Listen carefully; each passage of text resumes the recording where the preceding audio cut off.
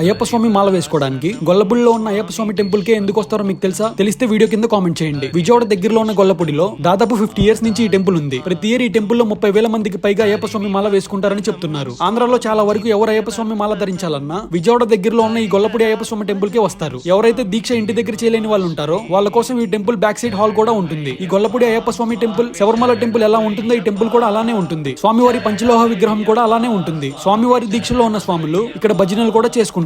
ఈ టెంపుల్ లోకి వెళ్ళేటప్పుడు షర్ట్స్ తీసే వెళ్ళాలి. ఇంకా మాల విరమణ చేసుకోవడానికి శబరిమల దాకా వెళ్ళలేని వాళ్ళు ఈ గొల్లపూడి అయ్యప్ప స్వామి టెంపుల్ లోనే మాల విరమణ చేసుకుంటారు. ఇంకా శబరిమలలో వనయాత్ర ఎలా ఉంటుందో ఈ టెంపుల్ స్టార్టింగ్ లో మనకి కనిపిస్తుంది. ఇక్కడ టెంపుల్ లోపలికి వెళ్ళేటప్పుడు స్వామివారి పడిమెట్లు ఉంటాయి. 18 పడిమెట్ల పైకెక్కి గుడికేగు భక్తులకు ఎదురొచ్చే బంగారు స్వామి.